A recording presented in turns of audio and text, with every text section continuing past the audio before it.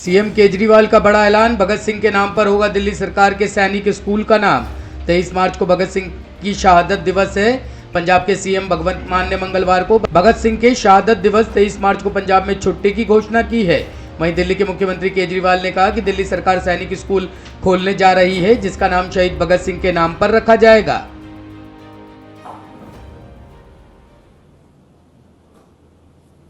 आप सबको नमस्कार। कल 23 मार्च है, शहीद आज़म भगत सिंह का शहादत दिवस है। कल ही के दिन भगत सिंह, राजगुरु, सुखदेव तीनों को फांसी पे लटका दिया गया। तीनों ने देश के लिए, देश को आज़ाद कराने के लिए अपनी जान कुर्बान कर दी। इस मौके के ऊपर दिल्ली सरकार आज एक महत्वपूर्ण घोषणा करने जा रही है। आप सबको पता है कि 20 दिसंबर पिछले साल 20 दिसंबर 2021 को हमने कैबिनेट ने निर्णय लिया था और हमने ऐलान किया था कि दिल्ली में एक स्कूल बनाएंगे, ऐसा स्कूल बनाएंगे जहां पे बच्चों को फौज में भर्ती होने की ट्रेनिंग दी जाएगी। उनको ट्रेनिंग दी जाएगी ताकि वो एनडीए में, नेवी में, एयरफोर्स में भर्ती हो सकें। उसके लिए उनको तैयार किया जाएगा, एक स्पेशल किस्म का स्कूल तैयार किया जाएगा। उस स्कूल का नाम हमने तय किया है कि उस स्कूल का नाम शहीद आज़म भगत सिंह के नाम पे रखा जाएगा। उस स्कूल का नाम होगा शहीद Bhagat Singh armed forces preparatory school. Birbhum में टीएमसी नेता की हत्या के बाद बवाल, हिंसा आगजनी में 7 लोगों की मौत। पश्चिम बंगाल के बीरभूम जिले में टीएमसी नेता की हत्या के बाद भड़की हिंसा में 7 लोगों की जलकर मौत हो गई। पुलिस के अनुसार आरोप है इन सभी को जलाकर मारा गया है। सूत्रों के अनुसार तृणमूल कांग्रेस के नेता की हत्या का बदला लेने के लिए इन सभी लोगों को आग लगाकर मौत के घाट उतारा गया है। वहीं टीएमसी के उप प्रधान की मौत का बदला लेने के लिए इस वारदात को अंजाम दिया गया है। घटना के बाद फायर ब्रिगेड मौके पर पहुंच गई। ये मामला बीरभूम जिले के रामपुर हाट की है।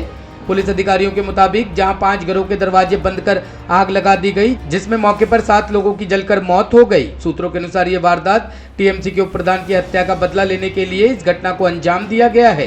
इलाके में तनाव का माहौल है। फिलहाल भारी मात्रा में पुलिस बल की तैनाती की गई है। Considerably pained and disturbed at the horrifying barbarity at Rampur Haat that, according to the DGP, has already claimed 8 lives. This is indicative of nosediving of law and order in the state. I have emphasized on several occasions that we cannot allow the state to be synonymous with violence culture and lawlessness. The administration is required to rise above partisan interests, which, in spite of cautions, is not being reflected in reality. I call upon the police and the government to be vigilant on these aspects, to deal with the matter professionally. I have called upon the Chief Secretary to send me an urgent update on the incident. This matter makes it very difficult to resist that in the state of West Bengal, human rights are in decimation and rule of law has capsized. Fuel की कीमतों में वृद्धि पर बोले अधीर रंजन, मोदी सरकार गरीबों को लूटने में जरा भी हिचक नहीं रही है।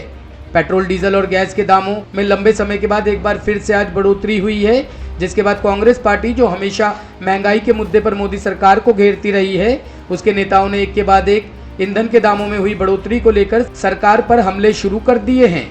राज्यसभा में कांग्रेस नेता और एलओपी मल्लिकार्जुन खड़गे ने कहा कि ईंधन की कीमतों में वृद्धि करके मोदी सरकार गरीबों को लूटकर 10,000 करोड़ रुपए का पैसा कमा रही है। कई लोग कहते हैं यूक्रेन रूस संकट के कारण कीमतें बढ़ रही है, लेकिन पेट्रोलियम मंत्री के अनुसार हमने रूस से 1% कच्चा तेल नहीं खरीदा है। सभी को मेरा नमस्कार। मैं ज़्यादा कुछ नहीं बोलना चाहता हूँ, लेकिन मोदी सरकार फिर एक बार अपनी नीति, जो गरीबों के खिलाफ उनकी नीति है, वो उन्होंने जाहिर कर दी है। पेट्रोल और डीजल के दाम 80 पैसा बढ़ा के आज कम से कम जनता से वो 10,000 करोड़ रुपए अपने जेब में डाल ले रहे हैं। सुप्रीम कोर्ट की कमेटी की रिपोर्ट में बड़ा दावा, रद्द कृषि कानून से 86% किसान संगठन थे खुश। तीनों कृषि कानूनों को अध्ययन करने के लिए सुप्रीम कोर्ट द्वारा नियुक्त समिति इसे पूरी तरह निरस्त नहीं करने के पक्ष में थी। समिति ने इसके बजाय निर्धारित मूल्य पर फसलों की खरीद का अधिकार राज्यों को देने और आवश्यक वस्तु कानून को खत्म करने का सुझाव दिया था। समिति के 3 सदस्यों में से एक ने सोमवार को रिपोर्ट जारी करते हुए ये बात कही। पुणे के किसान नेता अनिल घनवट ने कहा कि उन्होंने 3 मौकों पर समिति की रिपोर्ट जारी करने के लिए सुप्रीम कोर्ट को पत्र लिखा था, लेकिन कोई जवाब नहीं मिलने के कारण वह इसे खुद जारी कर रहे हैं।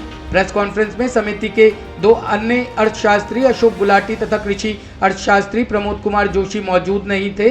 समिति ने तीनों कृषि कानूनों पर 19 मार्च 2021 को अपनी सिफारिशें प्रस्तुत की थी, जिसमें अन्य बातों के अलावा किसानों को सरकारी मंडियों के बाहर निजी कंपनियों को कृषि उपज बेचने की अनुमति देने की बात कही गई। Bureau report, team news talk.